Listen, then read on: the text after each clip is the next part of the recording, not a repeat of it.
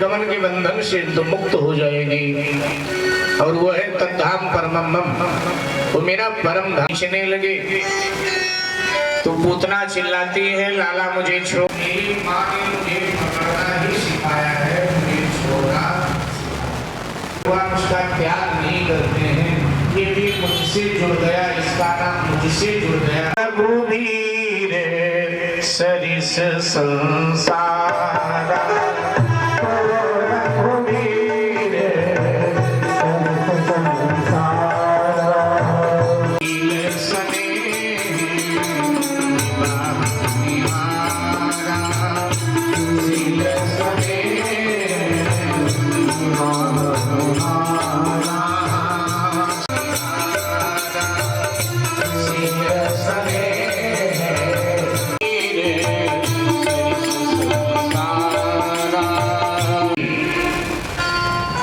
भगवान ने पूतना को गिराया भी तो कहां।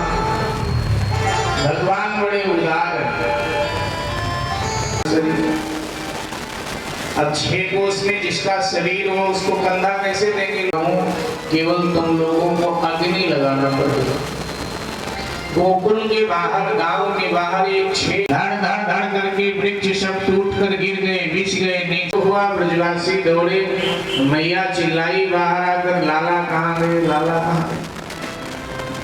और जब बाहर वासियों ने राक्षसी के शरीर पर भगवान सीने पर खेल रहे थे। निर्वाण लीला भगवान ने तारका से प्रारंभ किया। और कृष्णावतार में पूतना आ गई तो भगवान दे देंगे, तब भी राक्षसी सामने आई, ये भी राक्षसी सामने आई। ये मेरे भाग्य की विडंबना क्या है। इसलिए सरकार ने आंखें बंद की। दूसरा कारण सुखदेव जी कहते हैं कि पूतना भगवान के पास बहुत बाद में आई है। उसके पहले पूतना भागवत के अनुसार अनेक बच्चों की हत्या करके आई है। कंस ने आदेश दिया था कि 6 महीने के अंतर्गत 84 कोस ब्रजमंडल में जितने बच्चे पैदा हुए हैं तो सबको मार दो। क्योंकि योग माया जी ये बोल करके गई थी कि तुझे मारने वाला ब्रजमंडल में जन्म ले चुका है। तो उसको लगा कि 84 कोस में ही तो ब्रजमंडल है, तो 84 कोस में कहीं होगा। तो 84 कोस में जितने बच्चे 6 महीने में पैदा सबको मार दे।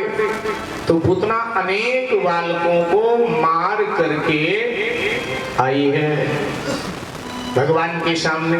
तो भगवान ने इसलिए आंख बंद कर लिया। भगवान बताना चाहते हैं जो बाल हत्या करते हैं वो मेरे सामने अगर आ भी जाएं तो मैं अपनी आंखें बंद कर लेता हूँ। ऐसे लोगों को मैं देखना नहीं चाहता हूँ जिन्होंने बाल हत्या की, इसलिए आंखें बंद की। तीसरा अभिप्राय सुखदेव जी महाराज बताते हैं कि भगवान को लगा कि मेरी आंखें अगर पूतना की आंखों से मिल गई तो जो पूतना करने आई है वो कर नहीं पाएगी। इसलिए भगवान ने अपनी आंखें पूतना से नहीं मिलाई, क्योंकि भगवान से आंखें मिलने का मतलब तो ये हुआ कि मम दर्शन फल परम अनुपा, मम दर्शन फल परम अनुपा, मम दर्शन फल परम अनुपा, मम दर्शन फल परम अनुपा, जीवन पावनी जे सहज स्वरूपा, जीवन पावनी जे सहज स्वरूपा, जीव पावनी जे सहज स्वरूपा, जीव पावनी जे सहज स्वरूपा। तो इसलिए नहीं, इसलिए आंख नहीं मिलाया, भगवान ने आंख बंद कर लिया। मेरे भाई बहन, चौथा अभिप्राय सुखदेव जी महाराज देते हैं कि भगवान को चिंता हुई यशोदा माँ को लेके। यशोदा माँ को लेके क्या चिंता हुई? भगवान को लगा कि इसका स्तन मेरे मुख में है और मैं इसकी गोद में हूं,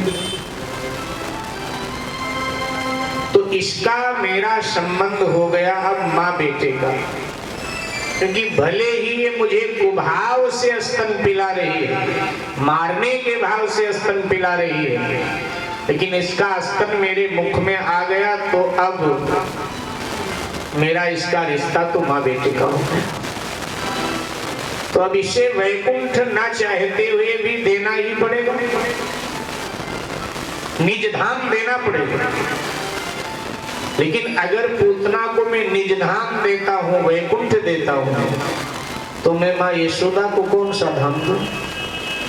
क्योंकि यशोदा माँ तो मुझे स्वभाव से स्तन पिलाती थी, तो यशोदा माँ को तो इससे भी ऊंचा श्रेष्ठ स्थान मुझे देना चाहिए।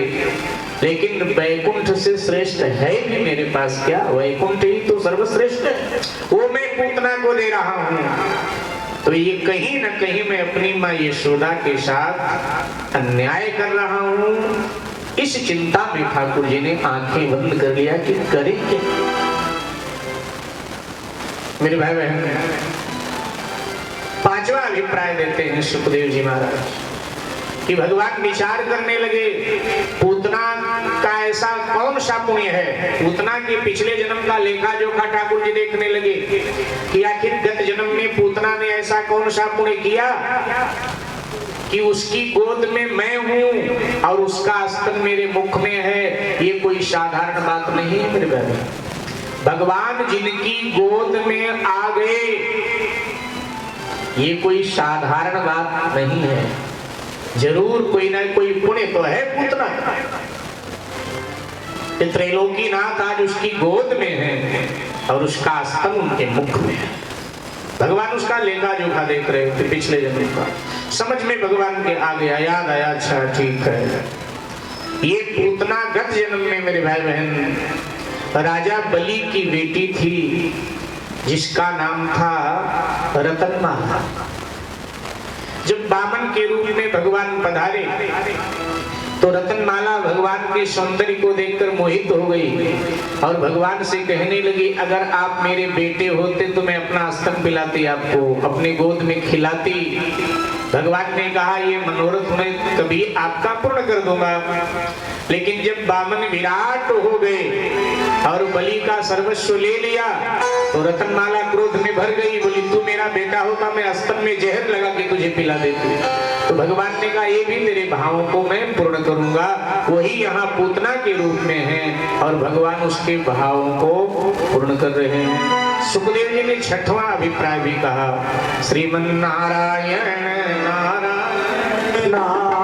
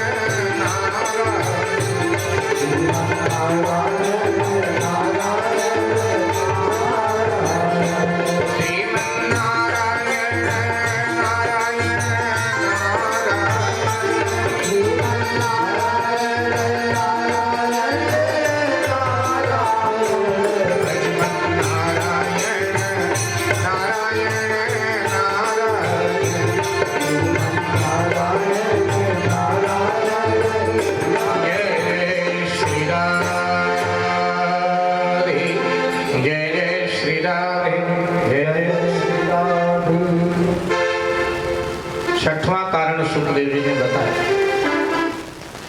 कि भगवान श्री कृष्ण आंख बंद करके शिव जी का ध्यान कर रहे हैं, भोलेनाथ का ध्यान कर रहे हैं। ध्यान आंख बंद करके करते हो ना, जब ध्यान करना होता है तो आप आंखें बंद कर लेते हो। शिव जी से सहायता मांग रहे हैं कि बोले बाबा हम तो माखन मिश्री खाने वाले, हमने कभी जहर नहीं पिया है, आज पहली बार जहर से हमारा पाला पड़ गया।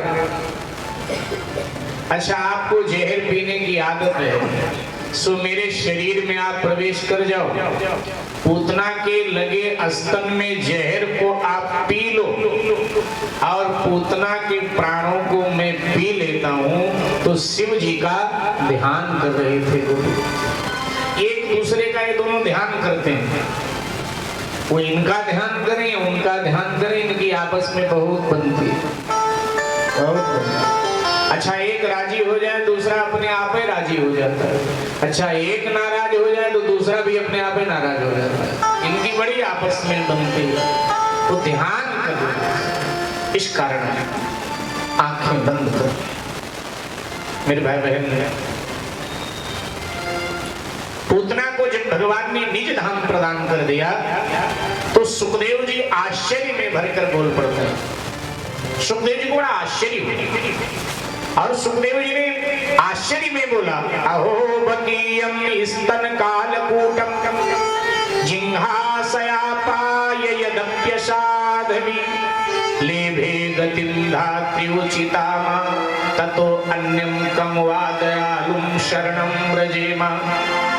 अरे अहो का मतलब, अरे जो मारने आई थी स्तन में कालकूट विष लगाकर उसने वो पद प्राप्त कर लिया जो पद साध्वी प्राप्त करती है, भजनानंदी नारियां। हे मन, तू ऐसे दयालु श्री कृष्ण के शरण में चल, ऐसे दयालु श्री कृष्ण का भजन कर। इसी बात को विनय पत्रिका नाम के ग्रंथ में गोस्वामी तुलसीदास जी महाराज अपनी भाषा में कह देते हैं, गई मारन पूतना, गई मारन पूतना कुछ कालकूट लगाए, लेकिन मात की गति ताहि दई कृपालु जादो राई। मात की गति ताहि दई कृपालु जादो राई। तुलसीदास जी भी कह देते हैं कि पूतना तो कालकूट विष स्तन में लगाकर यदुनाथ को मारने गई थी, श्री कृष्ण को मारने गई थी, लेकिन धन्य है प्रभु यादव राय कि उन्होंने पूतना को निज धाम प्रदान कर दिया। कितने उदार हैं प्रभु, कितने। मेरे भाई बहन, पूतना को निर्माण मिला। भगवान शंकर कैलाश के उत्तम शिखर पर विराजे हैं, बैठे हैं, क्षीरसाई नारायण का ध्यान कर रहे थे। लेकिन जब ध्यान किया तो पाया कि जो क्षीर सागर में शेष शैया पर लेटा रहता था वो तो वहां है ही नहीं, कहां गया। और तब फिर जब दृष्टिपात भोलेनाथ ने किया तो पाया, ओ यशोदा जी की गोद में सुलभ हो गया प्रभु सभी को। क्षीर सागर वाला भगवान दुर्लभ है, लेकिन गोकुल वाला भगवान तो सुलभ है सबके लिए। तो शिव जी को लगा भगवान के बाल स्वरूप का चल करके दर्शन तो कराओ ना, क्योंकि जब अयोध्यापति महाराज दशरथ के यहाँ भगवान पधारे थे तो भी मैं बाल स्वरूप का दर्शन करने अयोध्या गया था। तो आज मैं फिर गोकुल जाऊं भगवान का दर्शन करने के लिए। और मेरे भाई बहन, बहुत पावन भगवान शंकर गोकुल की ओर गमन कर आ रहे हैं। भोलेनाथ ठाकुर जी का दर्शन करने के लिए लेके गौरा जी को साथ, मेरे बाबा भोलेनाथ काशी नगरी।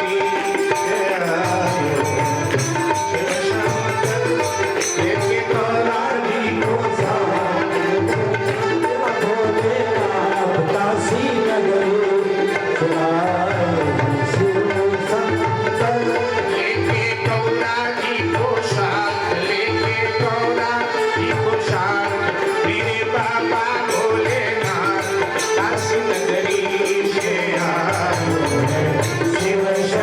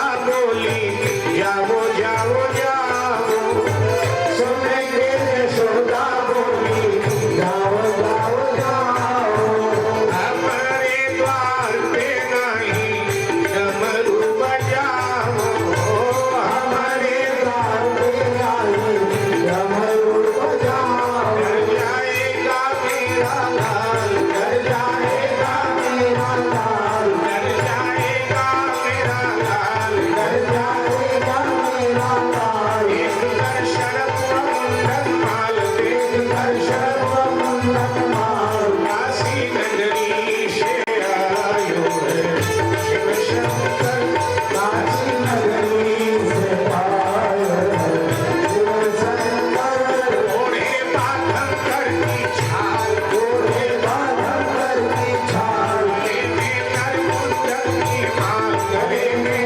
नरमुंडन की माल, काशी नगरी से आयो है शिव शंकर, काशी नगरी से आयो है शिव शंकर, काशी नगरी से आयो है शिव शंकर, काशी नगरी से आयो है शिव शंकर, ओ सुने के शिव भोला बोले बातें ना बनाओ, सुने के शिव भोला बोले बातें ना बनाओ, अपने गोपाल जी के दर्शन कराओ, अपने गोपाल जी के दर्शन कराओ, हो जाएगा भक्त निहाल, हो जाएगा भक्त निहाल, हो जाएगा भक्त निहाल, हो जाएगा भक्त निहाल, एक बार तेरा मोहन लाल, एक बार तेरा मोहन लाल, काशी नगरी से आयो है शिव शंकर, काशी नगरी से आयो है शिव शंकर, जय जय।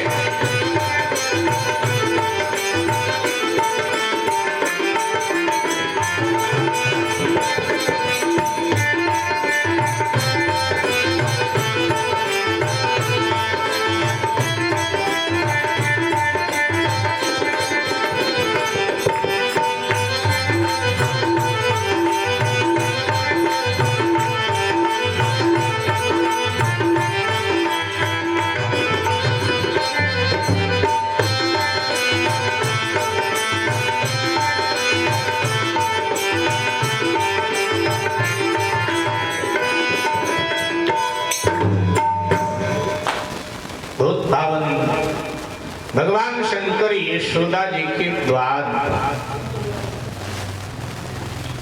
अलख जगाया,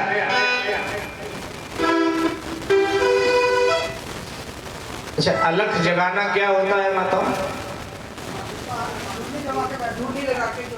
हाँ? अच्छा नहीं ये नहीं होता, धुनी लगा के तो बाबा अपनी कुटिया पे बैठेंगे, आपके घर के आगे थोड़ा।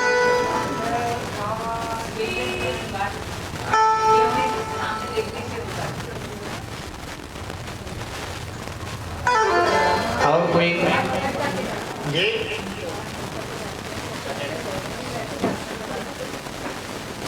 जय जय श्री राधे। क्या है कि बदलती दुनिया में हमारी परंपराएं भी कुछ लुप्त होती जा रही। पुराने जमाने में आज के 10-12 साल पहले तक देहातों में भी हमने देखा और दिल्ली जैसे शहरों में भी हमने देखा कि भिक्षा लेने वाले बाबा लोग जब किसी गृहस्थी के द्वार पर आते थे तो जोर से कहते थे अलख निरंजन। यह है अलख जगह, है ना? चुप रहे जी, अलख निरंजन। अच्छा, पुराने धार्मिक नाटक आपने देखे होंगे, पुराने धार्मिक नाटक जो होते, आजकल तो नाटकों का युग खत्म हो गया। पहले रामलीलाएं होती थी। रामलीलाएं जब समाप्त हो जाए तो 5-7 दिन धार्मिक और ऐतिहासिक नाटक खेले जाते थे। भक्त पूरनमल, राजा हरिश्चंद्र, अमर सिंह राठौर, ऐसे महाराणा प्रताप, ऐसे धार्मिक और ऐतिहासिक नाटक नाट्य मंच पर खेले जाते थे जो शिक्षाप्रद होते थे। आपको पता होगा राष्ट्रपिता के पद पर जो प्रतिष्ठित हैं, ऐसे महात्मा गांधी जी ने अपनी आत्मकथा में लिखा है कि वो असत्य बोलते थे, झूठ बहुत बोलते थे पहले। तो राजा हरिश्चंद्र का जब उन्होंने नाटक देखा, आप सबने पढ़ा होगा ये उनके जीवनी में, जब राजा हरिश्चंद्र का उन्होंने नाटक देखा तो राजा हरिश्चंद्र नाटक से उन्होंने ये शिक्षा लिया कि अब मैं जीवन में कभी असत्य नहीं बोलूंगा, सत्य ही बोलूंगा।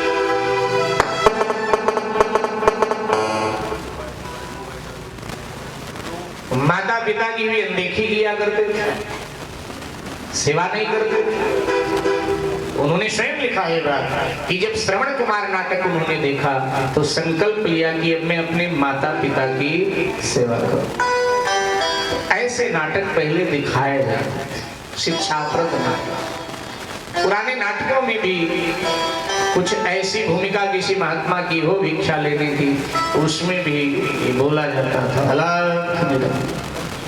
जानते हुए बोल जी। झूठ का सबसे बड़ा पुस्तक का आप देख रहे हैं, उसमें ये भी लिखा हुआ है जी कि जो झूठ बोलता है जी उसको पता है जी कि मैं झूठ बोल रहा हूँ। जी जी, बहुत सुंदर। मेरा सत्य का प्रयोग, जी हाँ, गांधी जी की पुस्तक, चोपड़ा जी कह रहे हैं सत्य का प्रयोग, अच्छी, बहुत अच्छी पुस्तक, पढ़ने लायक। एक और उनकी पुस्तक है राम नाम, कि राम नाम से मेरी प्रीति क्यों हुई, राम नाम का मैं जापक क्यों बन गया, राम का पुजारी मैं क्यों बन गया।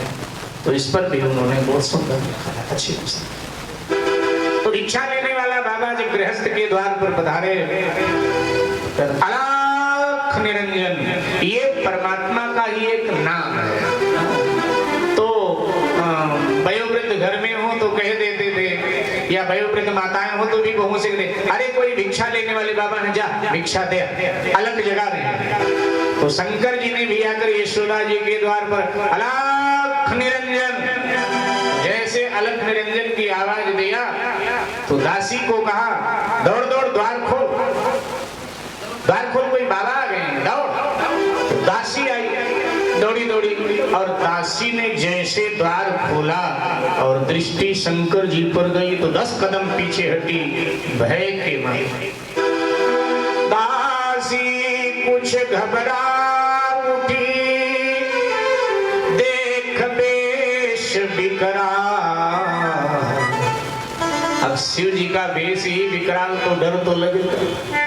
अच्छा, हम लोग शिव जी की पूजा करते हैं, रोज जल चढ़ाते हैं, और अचानक शिव जी प्रकट हो जाए तब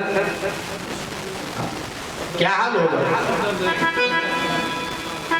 स्तुति करना तो दूर, एकदम भय के मारे काम तो जाएंगे कि वेशभूषा उनकी।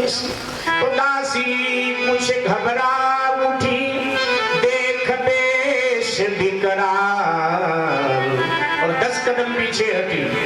फिर सोचा कि माँ डांटेगी अगर ऐसे में लौटूंगी तो फिर धीरज धर कर कहा, क्या चाहिए दयालु।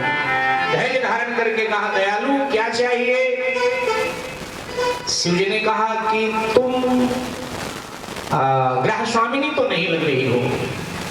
शिव जी ने कहा, तुम गृह स्वामिनी नहीं लग रही हो। उसने कहा कि जी जी, मैं गृह स्वामिनी नहीं हूँ, मैं तो गृह स्वामिनी की सेविका हूँ। तो शिव जी ने कहा, फिर ये योगी अपना सवाल नंदरानी के आगे कहेगा ना, जब तुम सेविका हो मैं तुमसे क्या कहूँ। इसलिए जाओ जाओ, नंदरानी को यहाँ भेजो, जो ब्रजरानी है, नंदरानी है, वो यहाँ आवे, वही मेरे सवाल पूरा करेंगी। तो दासी थोड़ा चिढ़ भी गई, और दासी ने चिढ़ कर कहा, भावों को मटका।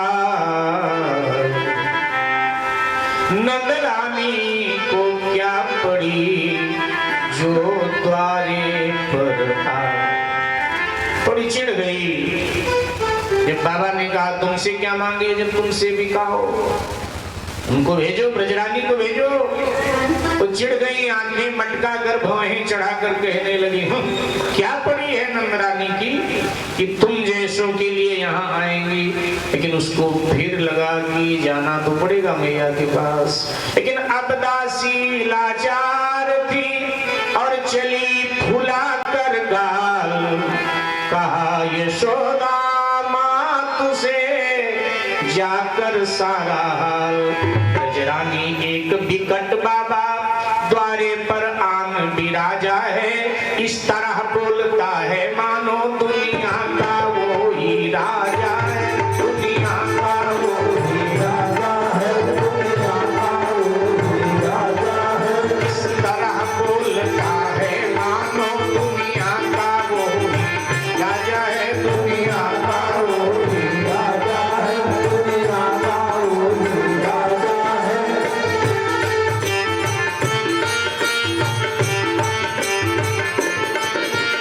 उससे बात नहीं करती, मुझको फटकार बताता है, मुझको फटकार बताता है, मुझको फटकार बताता है। यह स्वामी निग्रह लक्ष्मी हो, इस कारण तुम्हें बुलाता, इस कारण तुम्हें बुलाता है, इस कारण तुम्हें बुलाता है, इस कारण तुम्हें बुलाता है, इस कारण तुम्हें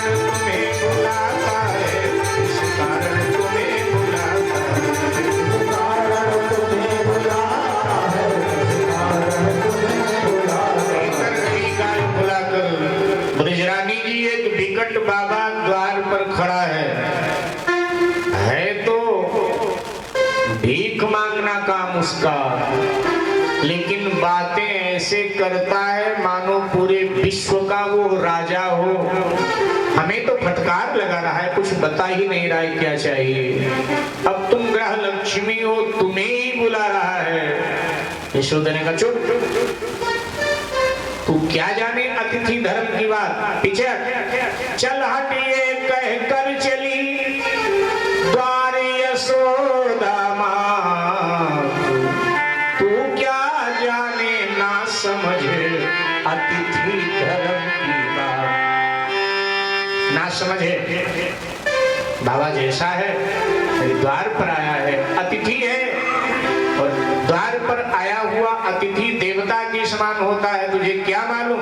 मैं खुद जा रही हूँ, कांचन की थाल में मोती माणिक के हीरे जवाहरात स्वर्ण सिक्के मैया ने भरे और द्वार पर आए। भोलेनाथ को प्रणाम किया, बाला न एक झोली करो, मैं भिक्षाड़ा।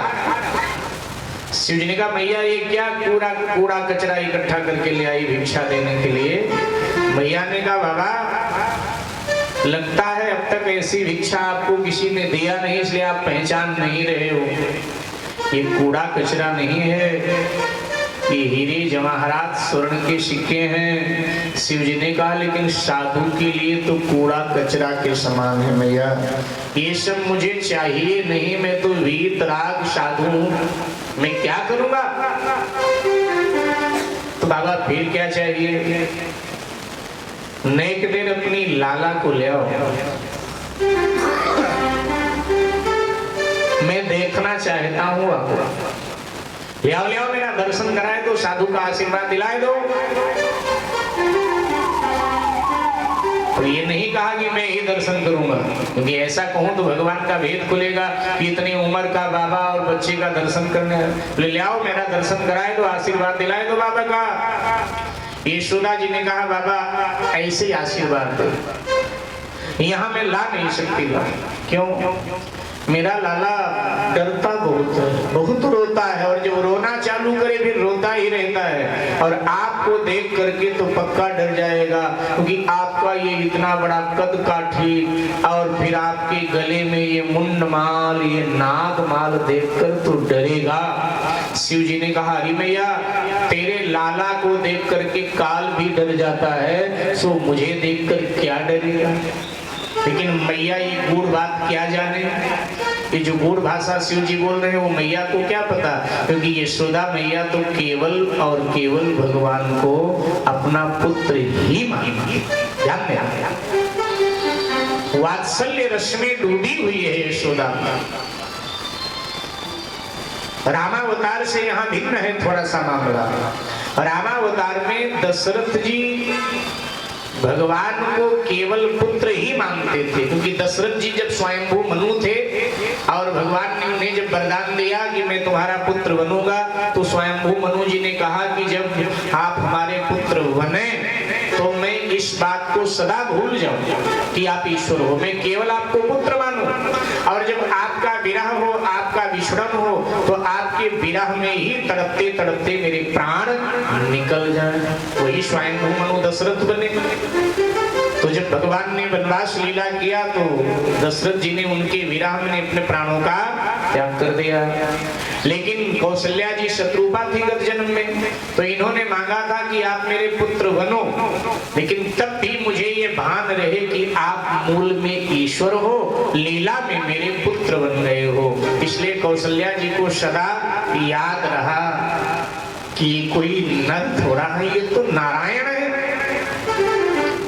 इन्हें कोई खतरा नहीं होने वाला वन में, ये नारायण है। ध्यान दीजिए, जब चित्रकूट में विभिन्न प्रस्ताव रखे जा रहे थे भगवान के सामने, तब एक प्रस्ताव ये भी वशिष्ठ जी के द्वारा रखा गया कि ऐसा भी तो हो सकता है राघव,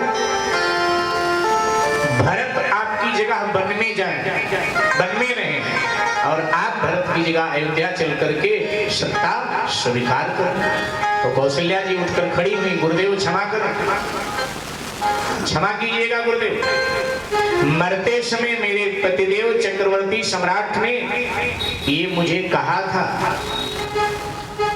कि कौशल्या सदा भरत का ध्यान रखना। तो वशिष्ठ जी ने कहा क्यों राम का? आपको भरत की चिंता हो रही है, राम की नहीं? कौशल्या जी ने कहा मुझे राम की इतनी चिंता नहीं। क्यों? भरत दीपक है मेरे कुल का और राम मेरे कुल का मणि है। दीपक की बड़ी देख रेख करनी पड़ती है तूफानों से, अन्यथा दीपक तूफान झेल नहीं पाएगा, बुझ जाएगा।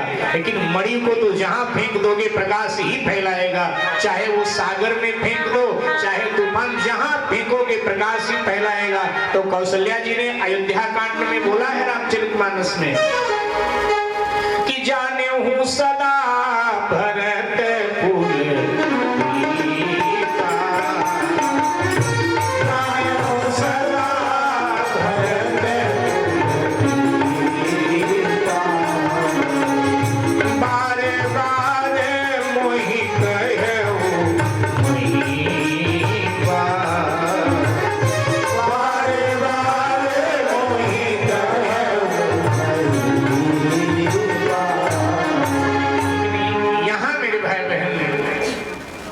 यशोदा जी, नंदराय जी गत जन्म में द्रोण नाम के वसु थे। 8 वसु हैं और ये वसु धन के देवता माने जाते हैं। उनमें से एक है द्रोण वसु। तो ये द्रोण नाम के वसु थे और इनकी पत्नी थी धरा। तो इन्होंने जब भगवान की आराधना उपासना किया, भगवान प्रकट हुए, क्या चाहते हो? तो कहा हम आपके बाल स्वरूप का दर्शन करना चाहते हैं, बाल लीला का आनंद चाहते हैं। भगवान ने कहा द्वापर में आनंद दे देंगे आप सबको। तो नंदराय जी ने कहा कि जब आप द्वापर में आवे पुत्र के रूप में मुझे बाल लीला का आनंद देने, तो हमें ये याद रहे कि आप लीला में मेरे पुत्र बने हो, वैसे तो आप ब्रह्म हो, ईश्वर। लेकिन धरा ने कहा कि जब आप द्वापर में आवे, धरा ही यशोदा बनी, जब आप द्वापर में आवे मेरे यहाँ, तब मैं भूल जाऊं इस बात को कि आप ईश्वर। ये मैं भूल जाऊं, पूरी तरह भूल जाऊं। मैं तो केवल और केवल आपको अपना पुत्र ही वात्सल्य।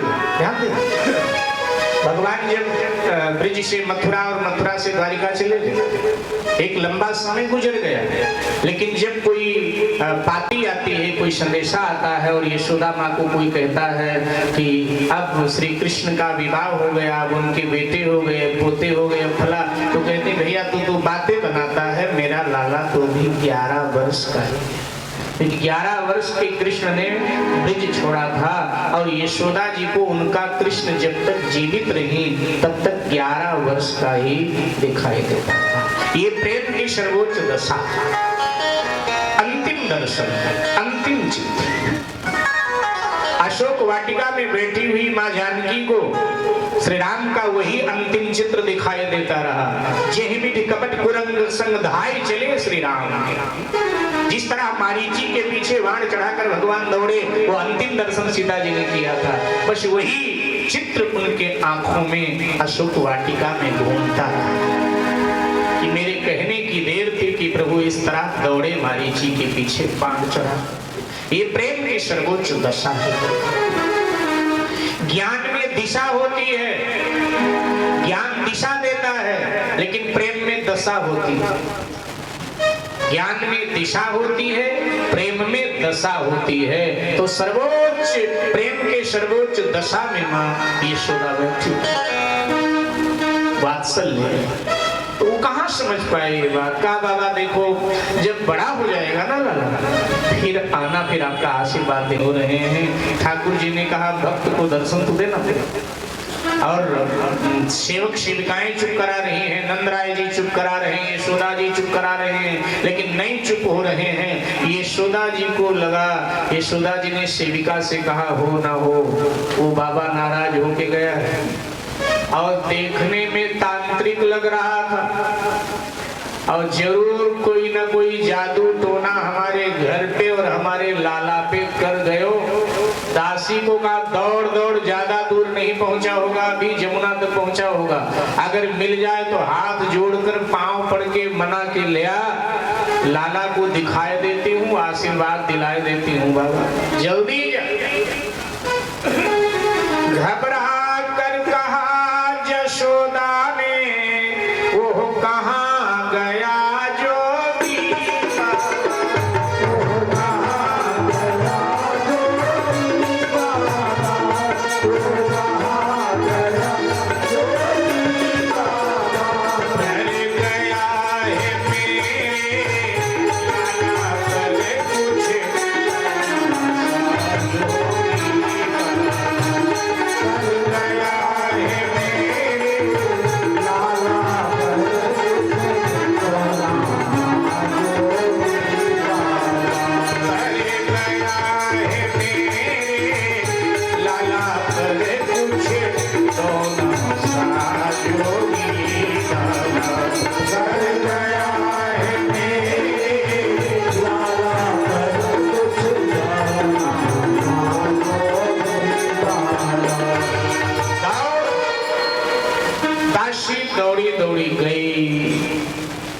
शिव जी ने देखा दासी आ रही है। शिव जी ने अपने आंसुओं को समेट लिया, क्योंकि आंसू जगत को दिखाने के लिए नहीं है, आंसू तो मिले हैं जगतपति की आराधना करने के लिए। आंसुओं से तो जगतपति की आराधना करनी चाहिए, जगत को आंसू दिखाने नहीं चाहिए।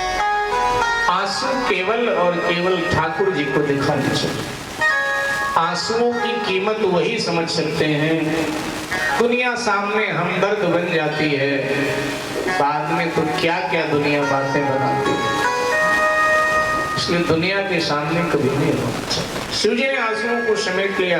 दासी ने कहा बाबा अभी आप नंद भवन गए थे? हाँ तुझे पता तो, तू ही तो आई थी पहले दौड़ कर।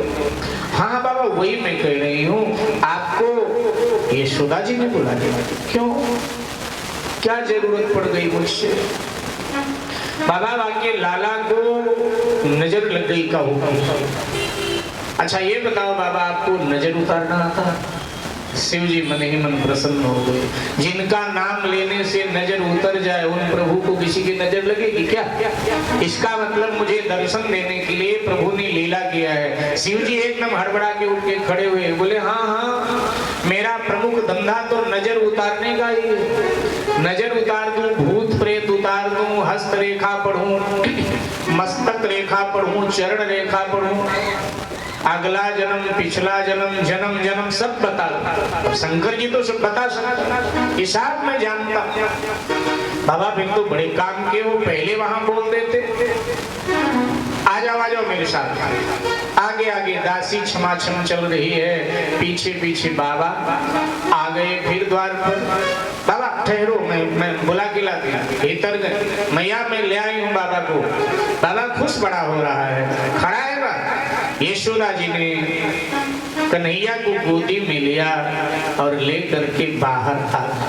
बड़े भाव से प्रणाम किया कि बाबा कहीं फिर ना नाराज हो जाए। बड़े भाव से प्रणाम किया और कहा, दयालु ये आपका चेला है। भगवान शंकर ने कहा मन ही मन, ये तो गुरुओं का गुरु है, ये तो जगत गुरु है, चेला तो मैं इसका। मन में कहा, प्रकट रूप में तो कहेंगे नहीं। बाबा ये आपका चेला है, या को आशीर्वाद दो या कि नजर उतार दो, बहुत रो रहा है। अच्छा नजर उतारना है? हाँ। शिव जी ने कहा, देखो नजर उतारने की दो विधाएं हैं मेरे पास। एक तो बालक आपकी गोद में हो, मैं नजर उतारूं, लेकिन 2-4 दिन में काहू की नजर लगे, मेरी कोई जिम्मेदारी। अभी उतर जाएगी लेकिन 2-4 दिन में फिर लग सकते। लेकिन दूसरी विधा है कि बालक को आप थोड़ी देर के लिए मेरी गोद में देते, और ये जो जटाएं बनी है ना मेरे सर पे, इन जटाओं को खोलकर एक बार आपके बालक के शरीर पे घुमा दूं, तो जन्म जन्म की नजर इसकी उतर जाए। इसको कभी भी मेरी जिम्मेदारी होगी, किसी की नजर नहीं लगेगी। हाँ, इसकी नजर सबको लगेगी। ये जिसको देख लेगा ढंग से एक बार, बस समझ लो कि उसकी और इसकी नजर लगी हो गया काम से। तो बताओ कैसे नजर उतरवाना? अब माँ है ना, माँ तो हमेशा अपने संतान का भला चाहती है। माँ को लगा दूसरे वाला तरीका बढ़िया है कि कभी हमारे लाला को किसी की नजर लगे ही ना। हिम्मत तो नहीं पड़ रही थी बाबा की गोद में देने की, क्योंकि अब वो मुंडवाल और सर्प आदि, लेकिन लगा माँ को कि साधु ते होए ना कारज हानि। साधु से कार्य बिगड़ता नहीं है, कार्य बनता ही है। ये रामायण की पंक्ति है कि साधु ते होए ना कारज हानि, तो फिर दे देना चाहिए। कहा ठीक है बाबा, ये लो। ये कह करके कन्हैया को शिव जी की गोद में डाल दिया। शिव जी ने विचार किया कि अगर यहीं से झाड़ फूंक करूं तो दर्शन का लाभ मिलेगा, भगवान का चरण नहीं छुपाऊंगा। लेकिन अगर माँ मेरे बातों में आ गई और भगवान को मेरी गोद में दे दिया तो जटा घुमाने के बहाने भगवान का चरण छू लूंगा। इस बात को भगवान जानेगा, मैं जानूंगा, तीसरा कोई जान नहीं। तो मैया ने दे दिया और जैसे ठाकुर जी गोद में आए, शिव जी अपने शरीर की अवस्था का भान भूल गए। कोई आश्चर्य की बात नहीं। संसारी बच्चा हमारी गोद में आ जाता है तब कुछ क्षण के लिए हम भी सब भूल जाते हैं।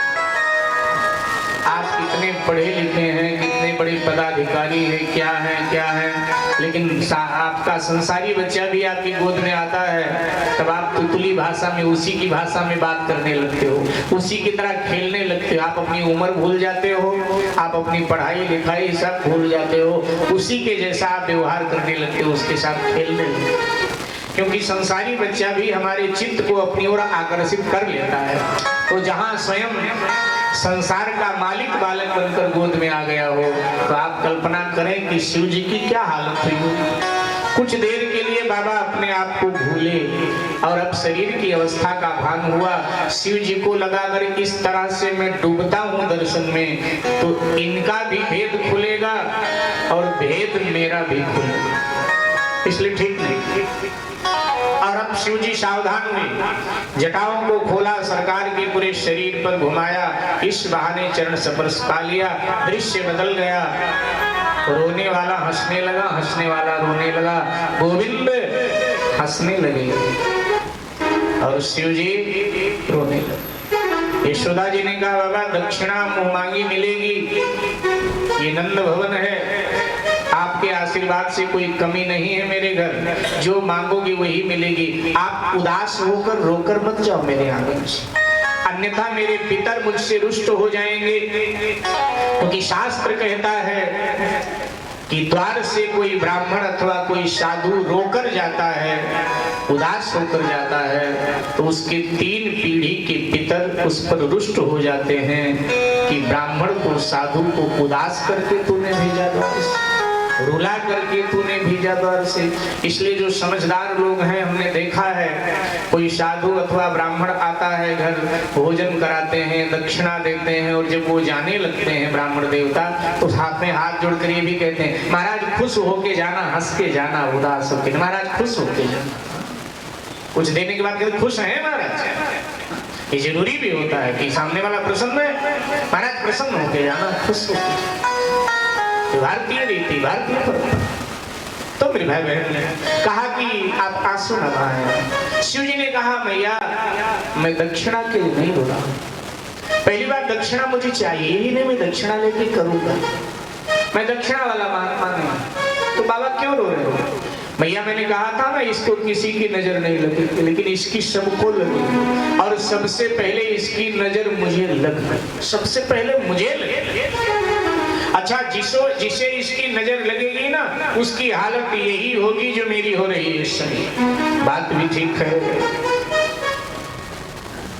साकेतवासी बिंदु जी महाराज कहते हैं कि ध्यान घनश्याम का दीवाना बना देता है, ध्यान घनश्याम का दीवाना बना देता है, बागे दुनिया को भी मस्ताना बना देता है। बिहार सांवले सरकार का मेरे दिल को कभी गोकुल कभी बरसाना बना देता है, कभी गोकुल कभी बरसाना बना।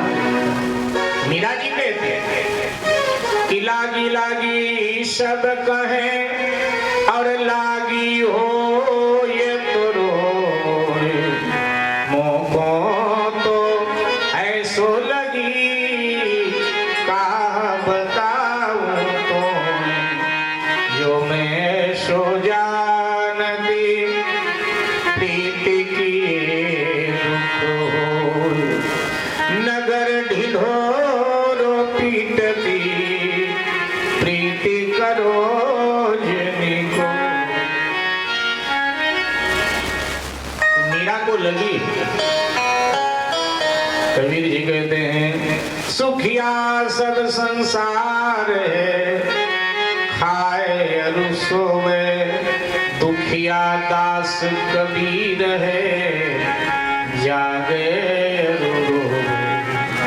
आधी रात निखंड की लोग पड़े सब सोए, कबीर को चिंता यार की वो जागे अरु रोवे। कबीर को चिंता यार की हो जागे अरु रोवे। व्यवहार में दक्षिणा शिव जी को लेना पड़ा, माँ यशोदा जी ने दिया, लेकिन बाहर आकर के शिव जी ने याचकों को श्राप दे दिया, और वही स्वरूप हृदय में बसा करके कैलाश की ओर भूत धावन चले गए। इधर कंस ने उत्कच को भेजा है, उत्कच का भगवान ने उद्धार किया।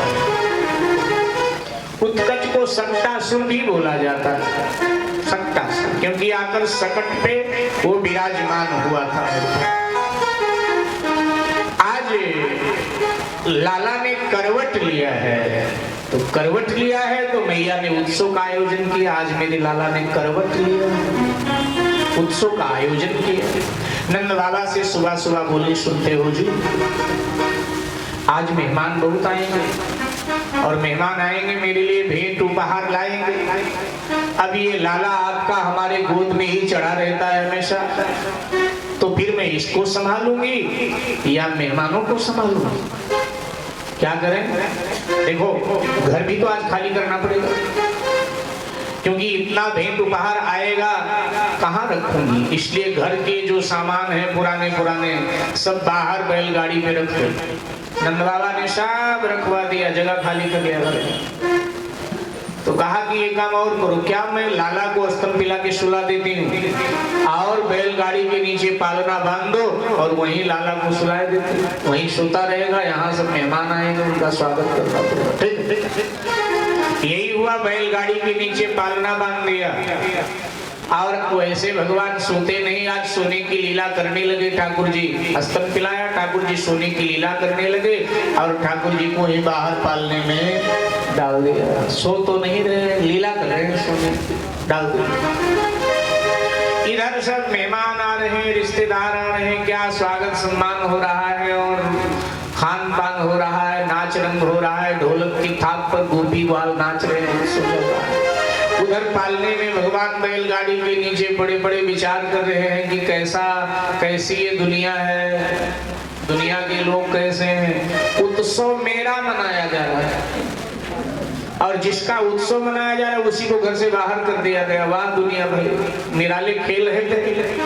अगर मेरा जन्म ना हुआ होता तो मैया को इतना सम्मान थोड़ा मिलता जो आज मिल रहा है। मेरी वजह से तो मैया को गहने मिल रहे हैं, कपड़े मिल रहे हैं, मिठाई मिल रही, क्या क्या मिल रहा है। और मैया ने हमको ही घर से बाहर कर दिया। चलो भाई बाहर कर दिया तो बाहर ही रहता है, क्या।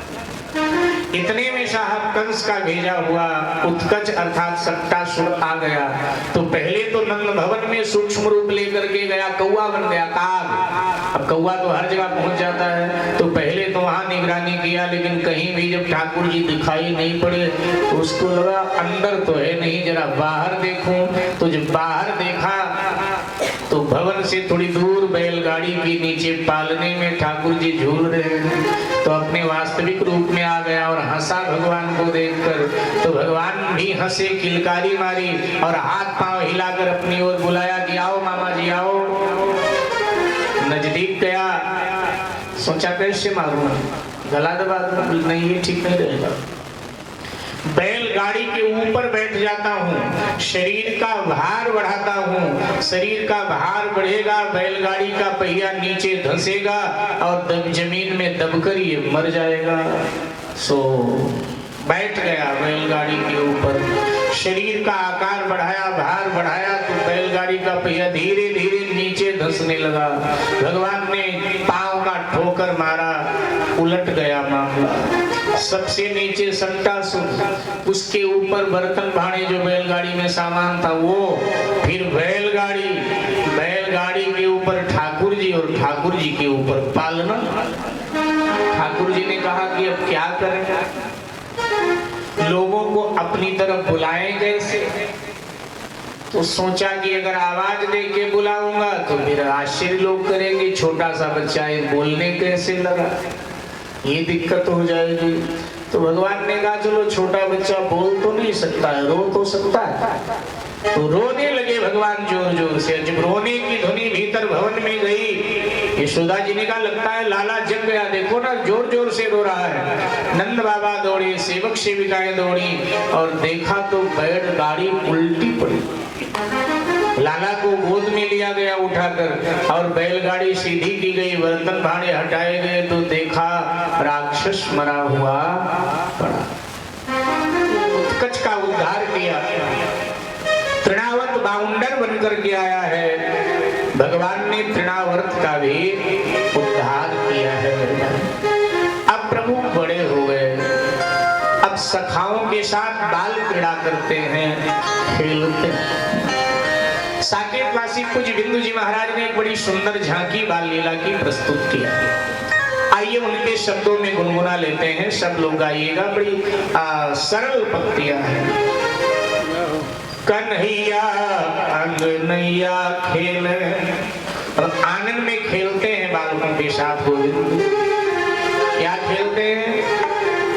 तो ब्रज की भाषा भाषा में घुमनी परैया एक खेल होता है। दिल्ली वाले क्या जाने घुमनी परैया जानते हैं? गोलाई में बच्चे एक दूसरे का हाथ पकड़कर घूमते हैं, गोलाई में। अब घूमते घूमते फिर गिर जाते हैं, हंसते हैं, थोड़ी देर फिर उठकर घूमते हैं, फिर चक्कर आता है, फिर गिर जाते हैं। तो ब्रज की भाषा में घुमनी परैया।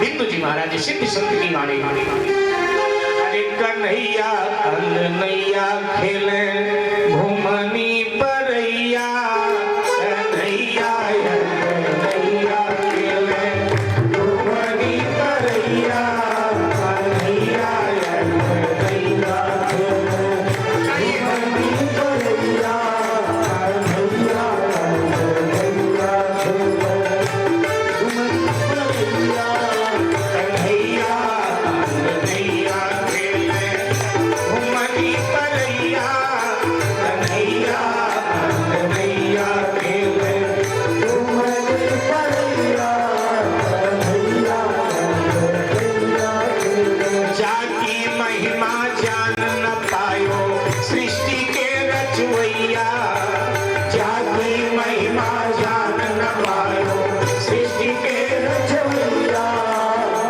जाकी महिमा जान न पायो सृष्टि के रचवैया, जाकी महिमा जान न पायो सृष्टि के रचवैया, जाकी महिमा जान न पायो सृष्टि के रचवैया, जाकी महिमा जान न पायो सृष्टि के रचवैया।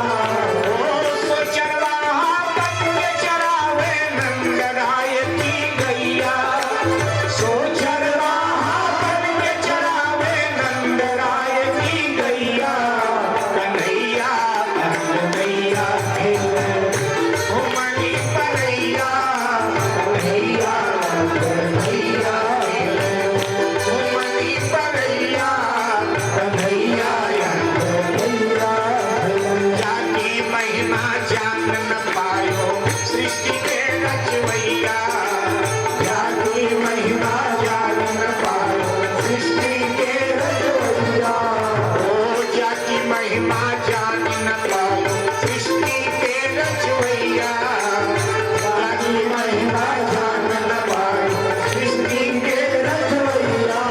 ओ सो चरवाहा बन के चरावे नंद राय की गैया, सो चरवाहा बन के चरावे नंद राय की गैया, कन्हैया कन्हैया खेले घुमनी परैया, कन्हैया कन्हैया खेले घुमनी परैया, कन्हैया कन्हैया खेले।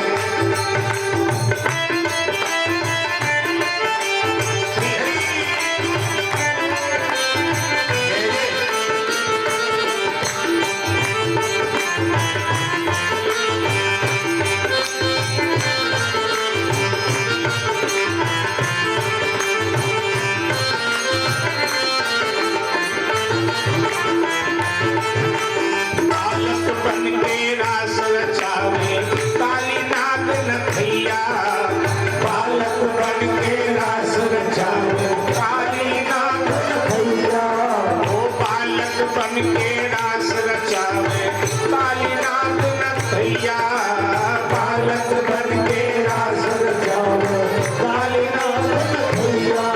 नायक छछिया पर छाछ के कारण, एक छछिया पर छाछ के कारण नाचे ताता भैया, कन्हैया कन्हैया खेले घुमनी परैया, कन्हैया कन्हैया खेले। एक छछिया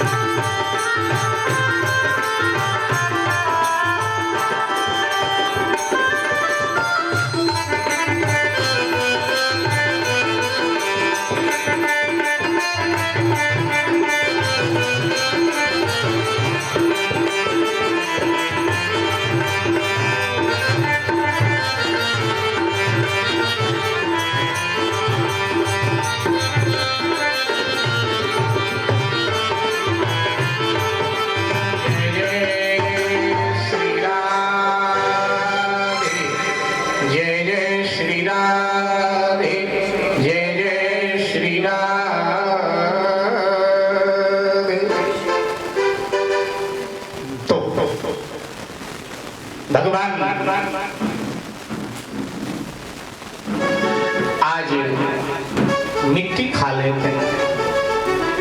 मिट्टी खाने की लीला ठाकुर जी ने आज की। सखाओं के साथ खेल रहे थे, मिट्टी खा ले।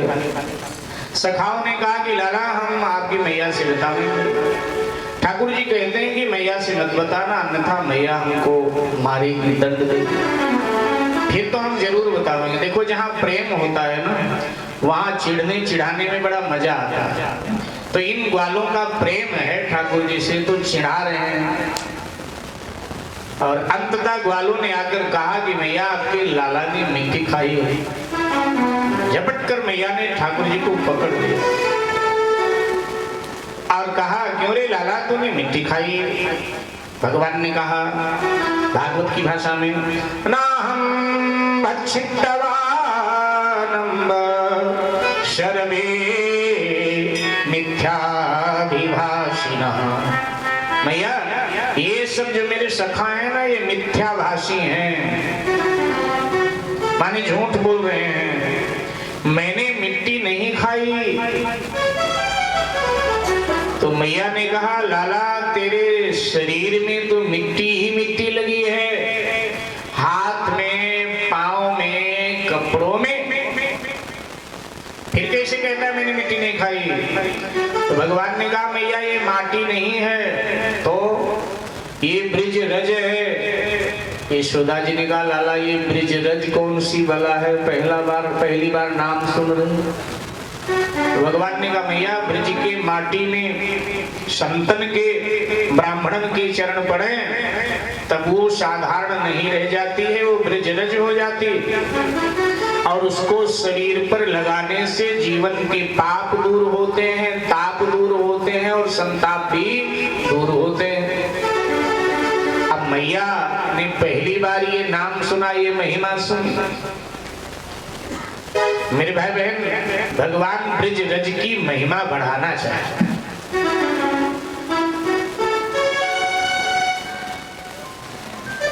जो हमारे वैष्णव साधु हैं वो चित्रकूट की रज